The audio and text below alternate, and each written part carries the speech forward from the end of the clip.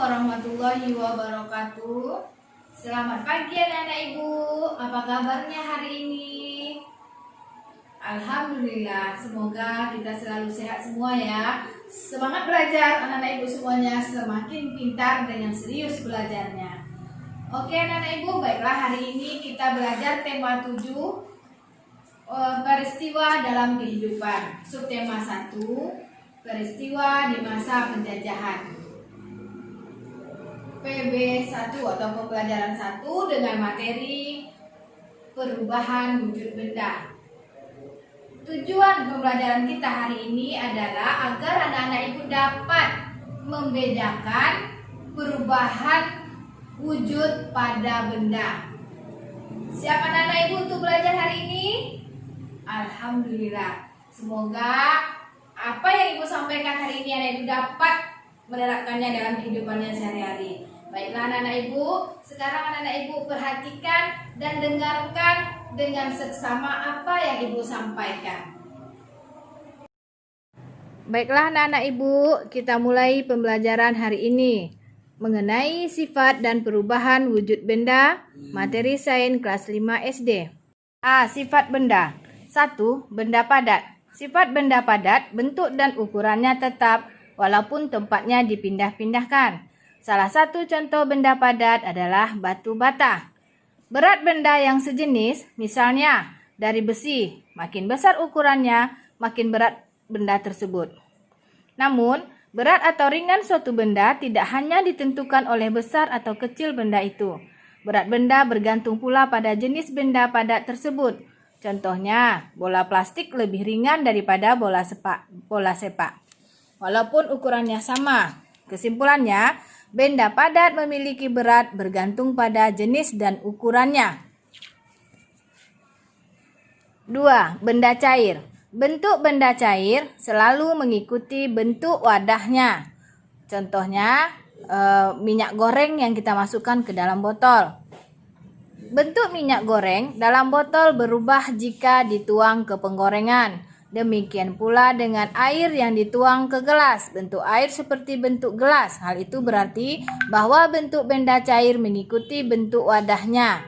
Seperti contoh pada gambar ini ada dua buah gelas, yang satu agak kecil dan yang kedua besar. Padahal isi atau airnya sama banyak. Kelihatannya pada gelas yang besar airnya sedikit.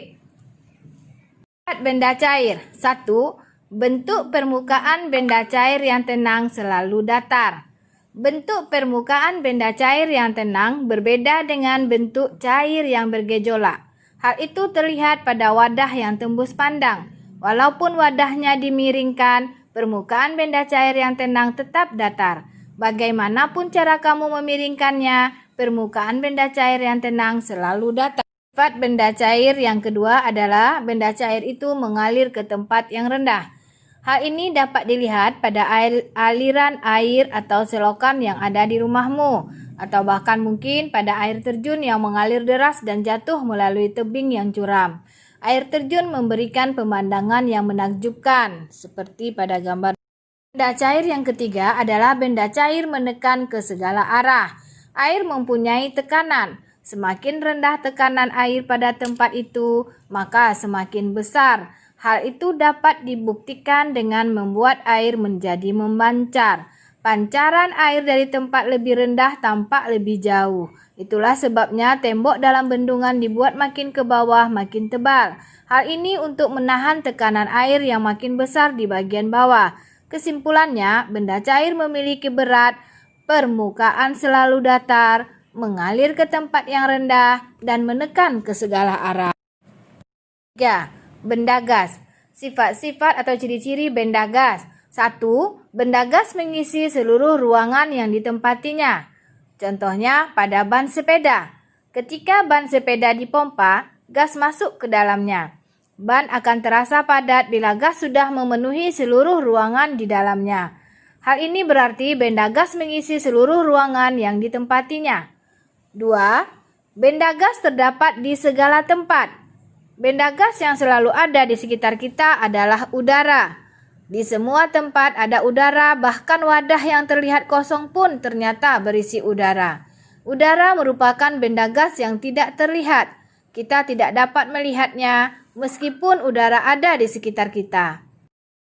Ya, benda gas menekan ke segala arah. Seperti halnya benda cair, benda gas juga memiliki sifat menekan ke segala arah. Bila balon yang terisi benda gas kita tusuk dengan jarum, maka benda gas akan mengalir keluar seperti halnya aliran air dalam botol yang dilubangi. Hal ini menunjukkan bahwa udara menekan ke segala arah. Contohnya pada balon ya anak ibu, apabila kita tusuk, maka udara akan keluar dari balon tersebut. Ibu, selanjutnya Ibu akan menerangkan tentang perbedaan benda padat, cair, dan gas. Perhatikan tabel berikut ini. Zat padat, zat cair, dan zat gas. Perbedaan yang pertama, pada zat padat mempunyai bentuk dan volume tertentu. Sedangkan zat cair bentuknya tidak tetap bergantung wadahnya, tapi volumenya tertentu. Zat gas tidak mempunyai bentuk dan volume tertentu, tapi bergantung pada tempatnya. Perbedaan kedua, pada zat padat, jarak antar partikel sangat rapat. Zat cair, jarak antar partikel agak renggang. Sedangkan pada zat gas, jarak antar partikel sangat renggang. Perbedaan yang ketiga, pada zat padat, partikel-partikelnya tidak dapat bergerak bebas.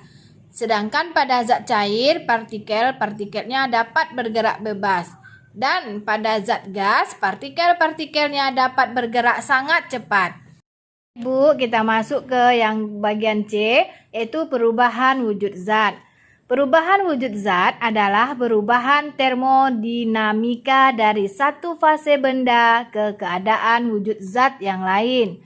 Perubahan wujud zat ini bisa terjadi karena peristiwa pelepasan dan penyerapan kalor.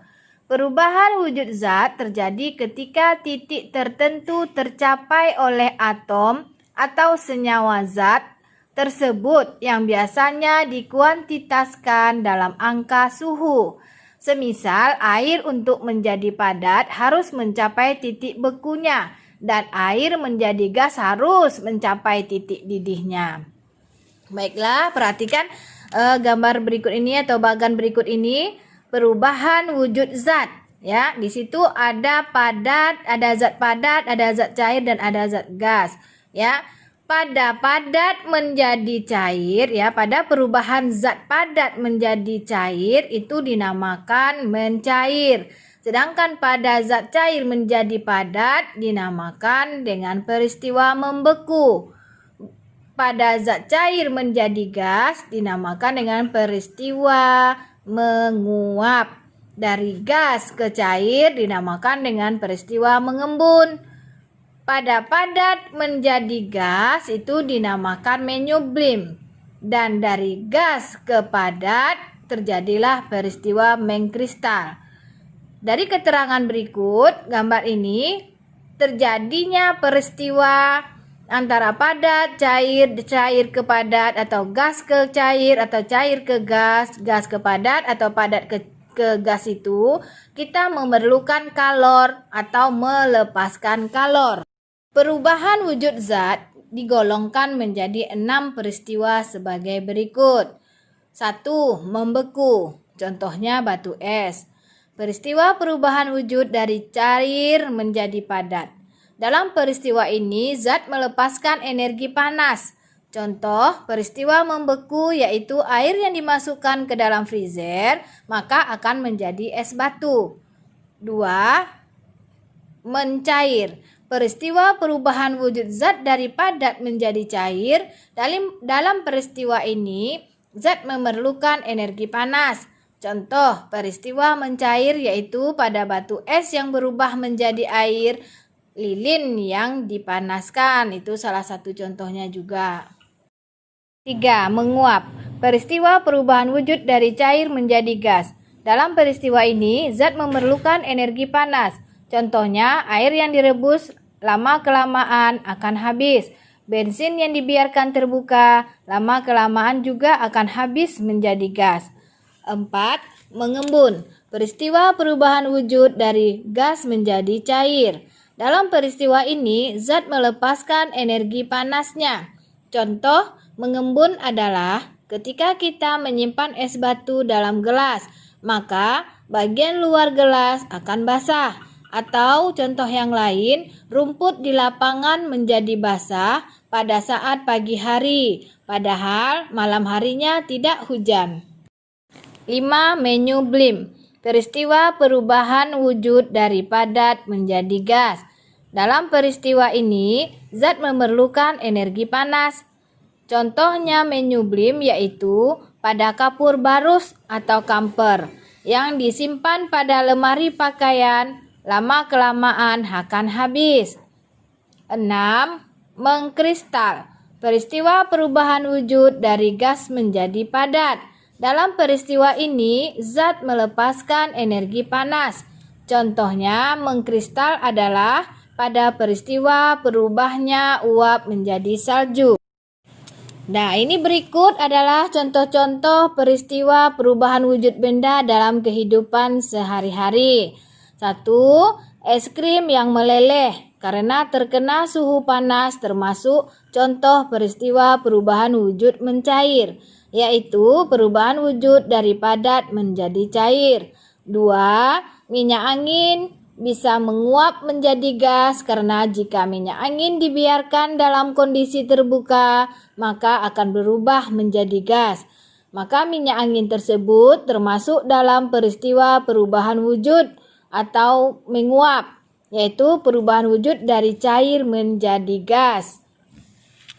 Demikianlah pembelajaran kita pada hari ini anak-anak ibu. Semoga dapat anak-anak ibu memahami apa yang sudah ibu sampaikan. Peristiwa sehari-hari yang sering terjadi atau yang sering anak ibu alami mengenai perubahan wujud zat. Assalamualaikum warahmatullahi wabarakatuh.